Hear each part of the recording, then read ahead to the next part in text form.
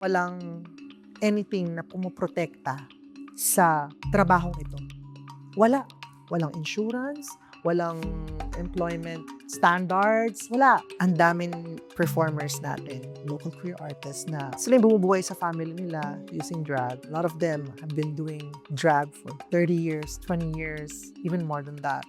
And hindi sila sineseryoso. Maganda na lang kapag ka nag-breakthrough ka sa mainstream media, you're treated as a celebrity or whatnot, diba? Pero paano yung mga local queens natin, the heart of drag here in the Philippines na nasa mga bars, yung puso talaga ng drag na kung saan siya nanggaling. I hope in the future talaga magkaroon ng lente ang pagtingin sa drag ng ating gobyerno.